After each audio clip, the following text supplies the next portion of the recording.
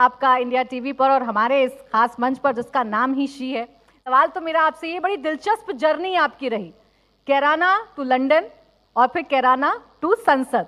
इन दोनों ही जर्नियों का डिफरेंस क्या है? किस जर्नी में आपको सबसे ज्यादा बैरिकेड्स, सबसे ज्यादा स्पीड ब्रेकर्स महसूस हुए? सबसे पहले तो thank you for having me पूरे इंडिया। जी हाँ दोस्तों, कैसे उम्मीद है जो आप अच्छे से होंगे, खैरियत से होंगे। तो आपके लिए एक नेक्स्ट वीडियो लेकर आ चुका हूँ। जी हाँ दोस्तों, इस वीडियो में हम देखने वाले हैं मशहूर नेता, आप तो समझ ही गए होंगे थोड़ी सी क्लिप देखकर, जो कैराना से सांसद इकरा हसन चौधरी जी का। जी हाँ दोस्तों, इस इंटरव्यू में उससे क्या कुछ सवाल पूछता है ये गोदी मीडिया, और वो क्या क्या कुछ जवाब देती है और किस तरीके से जवाब देती है, सारा चीज वीडियो में हम जानने वाले। जी हाँ दोस्तों, और ये भी हम जानेंगे जब इंसान को अचानक से उसको कोई जिम्मेदारी दिया जाए, अगर उसके दिल पे अगर कोई बोझ हो तो उसको कैसे हौसला से लड़ा जाता है। जी हाँ दोस्तों, हम वो भी समझेंगे इकरा हसन जी से। तो आइए हम सबसे पहले ये वीडियो देखते हैं कि इस इंटरव्यू में क्या कुछ इकरा हसन जी जवाब देती है, अपने लाइफ स्टाइल के बारे में, उसको क्या क्या संघर्ष करना पड़ा और कैसे स्ट्रगल की, सारा चीज इस वीडियो में वो बताइए। तो आइए तो देख लेते हैं। आप भी इस वीडियो में एंड तक बने रहिए क्योंकि बहुत इंटरेस्टिंग वीडियो है। जी हाँ दोस्तों, चैनल पे नए हैं तो चैनल को जरूर सब्सक्राइब कर लीजिएगा, अपने भाई रिजवान को जरूर सपोर्ट कीजिए क्योंकि इस चैनल पे हम इसी तरीके का वीडियो लेकर आते रहते हैं। तो आइए हम सबसे पहले ये वीडियो देख लेते हैं। और ऐसे ही खास मेहमान इस वक्त हमारे साथ मंच पर मौजूद हैं, युवा सांसद। और जब मैं युवा सांसद कह रही हूं तो वाकई में उम्र से युवा हमारे साथ इस वक्त मंच पर मौजूद हैं, कैराना से सांसद इकरा हसन चौधरी। बहुत बहुत स्वागत है इकरा जी आपका इंडिया टीवी पर और हमारे इस खास मंच पर जिसका नाम ही शी है। सवाल तो मेरा आपसे ये, बड़ी दिलचस्प जर्नी आपकी रही, कैराना टू लंदन और फिर कैराना टू संसद। इन दोनों ही जर्नियों का डिफरेंस क्या है? किस जर्नी में आपको सबसे ज्यादा बैरिकेड्स, सबसे ज्यादा स्पीड ब्रेकर्स महसूस हुए? सबसे पहले तो thank you for having me पूरे इंडिया टीवी का मैं धन्यवाद देना चाहती हूँ। यहाँ पर सभी हमारी महिलाएं जो आई हैं तो बहुत अच्छा लग रहा है। एक लड़की की जो ज़िंदगी है वो शुरू से ही उसमें कुछ ना कुछ ऐसी चीज़ें होती हैं, कॉम्प्रोमाइज़ ऐसे करने पड़ते हैं, तो it is always tough for me. I think I have been blessed. मेरे लिए मुझे लगता है मेरा जीवन काफ़ी आसान रहा है अभी तक। कुछ बीच में परेशानियां आई थी लेकिन that's all part of life. तो मेरी स्कूलिंग दिल्ली में हुई, आप दिल्ली भूल गए उसमें, तो कैराना से दिल्ली और फिर से दिल्ली आ गए? जी, फिर से दिल्ली आ गए। तो दिल्ली घर जैसा ही लगता है। मैं 17 साल, मेरे 20 साल लगभग मेरे जीवन के यहाँ पर बीते। मैं एक हॉस्टल में पढ़ती थी, उसके बाद डीयू में एलएसआर से मैंने हिस्ट्री में ग्रेजुएशन किया। Then I did my law from faculty of law. फिर मैं मास्टर्स के लिए लंदन गई थी और फिर वापस आकर राजनीति का सफ़र शुरू हुआ। तो ये पूरा सफ़र रहा। जब मैं वापस आई तो हालांकि मैं एक प्रिविलेज बैकग्राउंड से आती हूँ, मेरी जो फैमिली है पॉलिटिकल रही है, तो मैं कभी भी इस बात से नहीं कतराती कि मुझे प्रिविलेज मिला है, वो एक पुश मिला है जो मेरे जैसी और लड़कियों को शायद ना मिले। लेकिन उसके बावजूद भी जिन परिस्थितियों में मेरा आना हुआ राजनीति में वो बहुत अनफेवरेबल थी। मेरे भाई जो विधायक थे, अभी भी हैं कैराना से, उन पर सरकार ने झूठे मुकदमे लगाकर उन्हें जेल भेज दिया। मेरी फैमिली में और मेरी मदर हैं, उन पर भी मुकदमे झूठे लगाए गए। तो जब मैं लंदन से वापस आई तो मेरे घर पे कोई भी नहीं था, हम 3 जने हैं एंड नोबडी वाज होम। मुझे वापस पीएचडी के लिए जाना था लेकिन क्योंकि परिस्थितियाँ ऐसी बन गई थी तो मुझे यहीं पर रहना पड़ा और घर की और सब चीज़ों की जिम्मेदारी संभालनी पड़ी। तो 2022 का जो यूपी का इलेक्शन था उससे मेरा राजनीतिक सफ़र एक तरीके से शुरू हुआ। याद है आप अपने भाई के लिए कैंपेनिंग करती थी और बड़ा एग्रेसिव कैंपेनिंग आप करती थी। लोग कहते थे कि सीधी सादी सी दिखने वाली है लड़की, इसके अंदर पॉलिटिक्स करने के लिए जो आग है, जो होनी चाहिए, वो दिखती है, बयानों से झलकती है। क्या सोचकर उस वक्त आप कैंपेनिंग किया करती थी?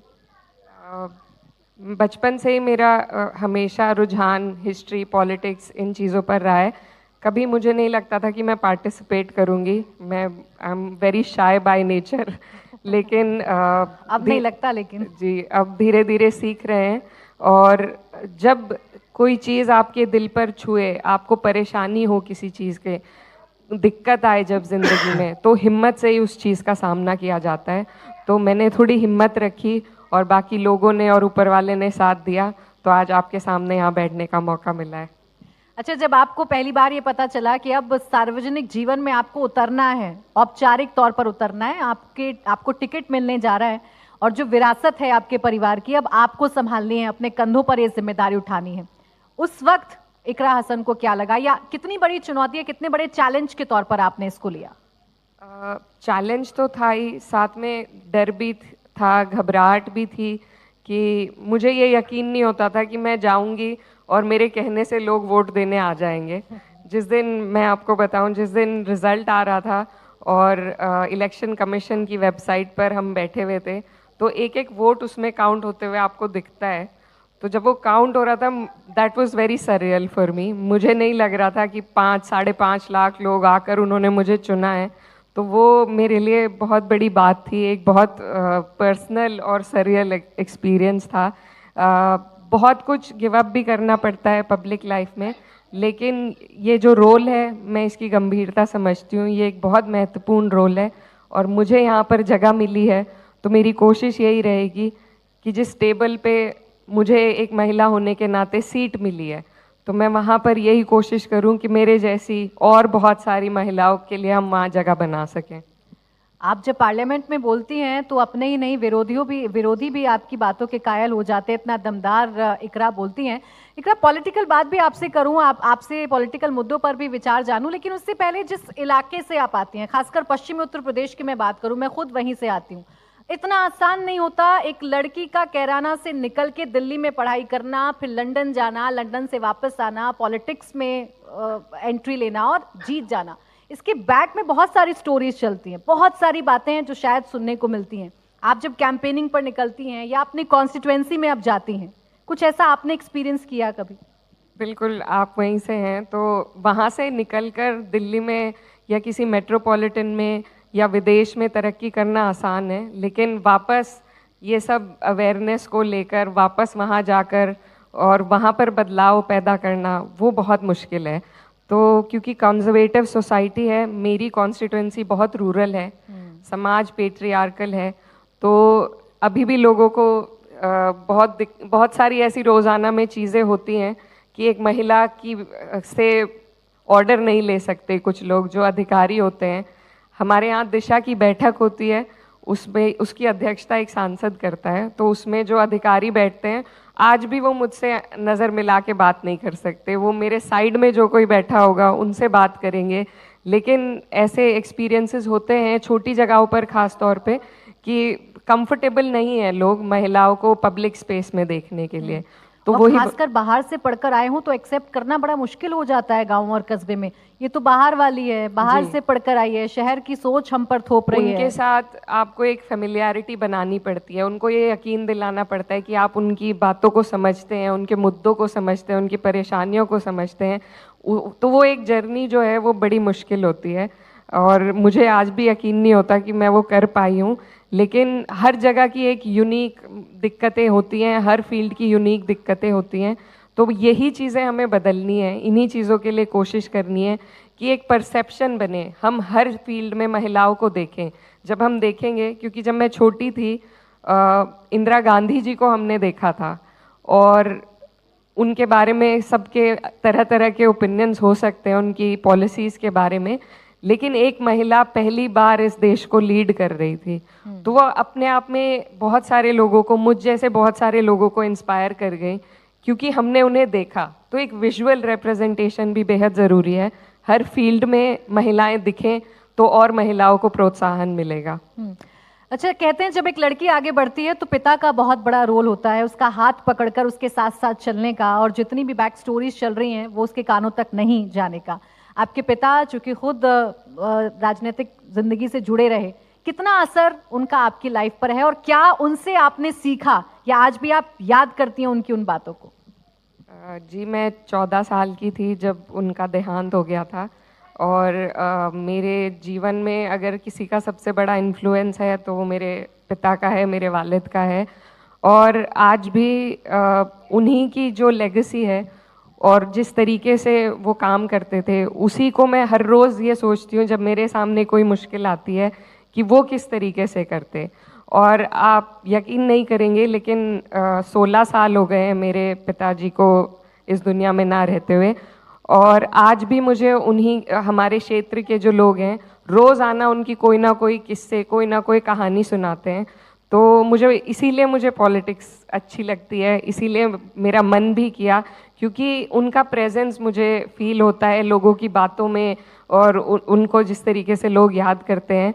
तो जितना मैं कम समय उनके साथ मुझे मिला, जितना मैं शायद उनसे ना सीख पाई, उतना आज भी मैं लोगों के ज़रिए उनकी बातों से सीखती हूँ। तो ये सीख अभी भी ख़त्म नहीं हुई है, और मेरी यही कोशिश रहती है कि मेरा हर कदम जो भी पड़े तो उससे मेरे पिता के नाम को और रोशनी मिल सके। एक बड़े राजनीतिक परिवार से आप आती हैं, आपके परिवार में आपके पिता, आपकी माँ, आपके भाई सब राजनीतिक जीवन से जुड़े रहे हैं। ऐसे में यंग एज में आना, युवा अवस्था में संसद में पहुंच जाना, कितना प्रेशर आप महसूस करती हैं, या फिर मैं कहूं कि इमेच्योरिटी का ठप्पा लगते लगते अब कितनी मेच्योर इकरा हसन हो गई है? क्या उनके लिए पॉलिटिक्स का सबसे बड़ा मुद्दा है? प्रेशर तो रोज़ होता है, क्योंकि ये जिम्मेदारी इतनी बड़ी है और रोल ऐसा है कि आप हर रोज़, there is not enough hours in a day.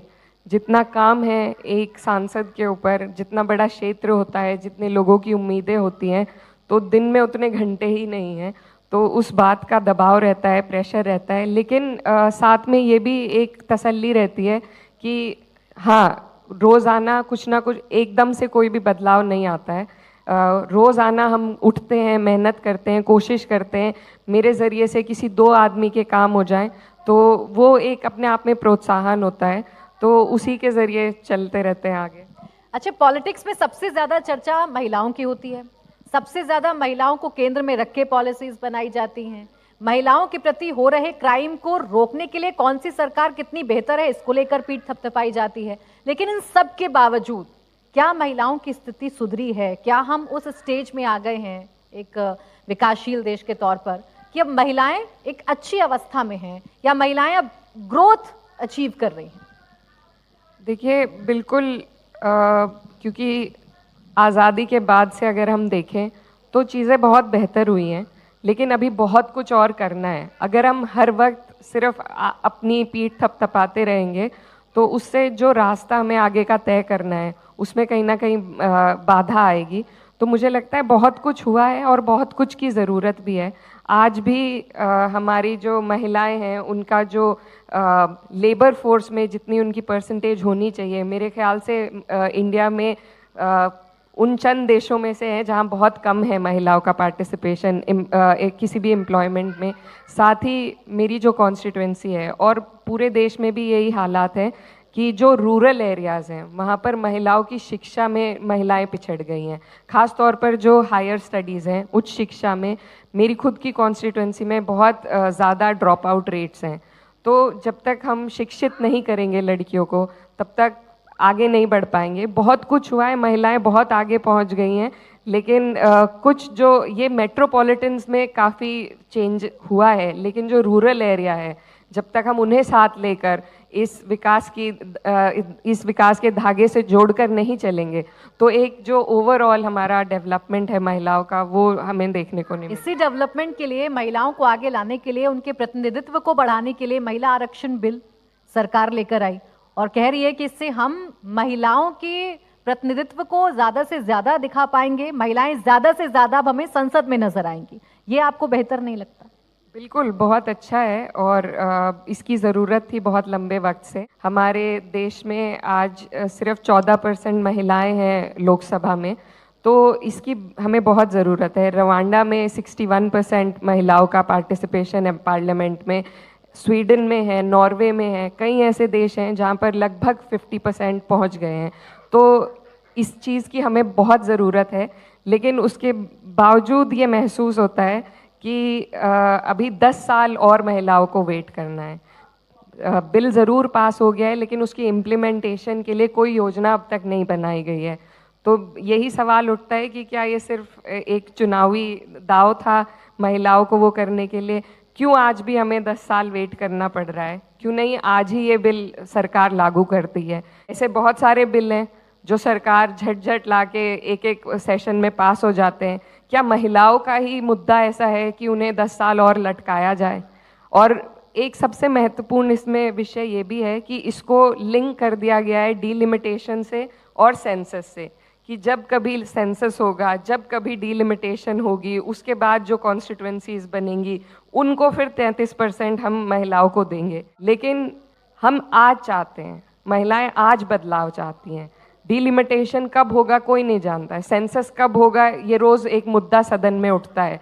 तो मेरी मांग ये है, और मुझे लगता है सभी के लिए ये ज़रूरी है कि इसको हम डीलिंक करें, सेंसस से भी और डीलिमिटेशन से भी। डीलिंक करके जब बिल पास हो चुका है उसको आज के आज इम्प्लीमेंट कराएं, तभी जाके हमें महिलाओं के जो प्रतिनिधित्व है उसका फ़ायदा मिलेगा, तभी हम महिलाओं के लिए पॉलिसीज़ बना पाएंगे। आज भी एक तरफ हम 33% आरक्षण की बात कर रहे हैं, एक तरफ हम महिलाओं के प्रतिनिधित्व की बात कर रहे हैं, तो दूसरी तरफ इस देश में इकरा अभी भी हिजाब को लेकर बहस छिड़ जाती है। अभी भी हिजाब एक पॉलिटिकल इशू बन जाता है। अभी भी कैसा पहनावा होना चाहिए लड़की का, खासकर मुस्लिम कम्युनिटी से ताल्लुक रखने वाली लड़की का, मैं आपका भी पहनावा देख रही हूँ, इसको लेकर बड़ी टीका टिप्पणी होती है। क्या ये पॉलिटिकल इशू है और क्या ऐसी कोई बाध्यता है कि हमें ऐसे ही दिखना है, यही पहनना है, यही करना है? ये इश्यूज तो और बहुत हैं जो ज़रूरी हैं, जिन पर सरकार को ध्यान देना चाहिए, आप लोगों को ध्यान देना चाहिए। लेकिन ऐसी चीज़ों को इशू इसीलिए बनाया जाता है क्योंकि ये आसान है। हिजाब या ना हिजाब ये एक चॉइस है और ये चॉइस ओपन रखनी चाहिए। अगर आप मुझे मना कर रहे हैं तो वो भी डेमोक्रेसी नहीं है। अगर मैं किसी को ज़बरदस्ती पहना रही हूँ तो भी वो डेमोक्रेसी नहीं है। तो ये एक चॉइस हम उन्हीं महिलाओं पर छोड़ दें जिनको पहनना है या नहीं। ये मुद्दा पब्लिक फोरम पे डिस्कस करने लायक है ही नहीं। आज बहुत सारे वेस्टर्न कंट्रीज़ में भी लोग हिजाब करते हैं, लेकिन वहाँ नहीं इस तरह के मुद्दे बनते हैं। हमें जिन चीज़ों पर काम करना है, हमें अपना ध्यान अर्जुन की आँख की तरह उन चीज़ों पर रखना चाहिए। ये सब बेकार की बातें हैं। इनसे मैंने, जैसे आपने मुझसे सवाल किया, मैं मुस्लिम महिला हूँ, लेकिन मैं जिस क्षेत्र से आती हूँ, मेरे क्षेत्र में हर समाज की महिला इसी तरीके से अपना सर ढकती है। तो ये हमारे कल्चर का भी हिस्सा है। तो मुझे लगता है यही हमारी कमियां हैं। हम हमेशा महिलाओं के लिए ये छोटी चीज़ों को डिस्कस करते हैं, क्या पहना है, क्या किस वक्त आएंगी, क्या पहना है, क्या कर रही हैं। तो बल्कि ज़रूरी है कि हम उनके लिए पॉलिसीज़ डिस्कस करें, पॉलिसीज़ बनाएं। बहुत बहुत शुक्रिया आपका इकरा, हमारे साथ जुड़ने के लिए और बातचीत करने के लिए। तो लगातार जारी है हमारा ये मंच से मेहमानों का आना और आपको बताना कि महिलाओं की लाइफ कितनी मुश्किल होती है और कितनी मोटिवेशनल होती है।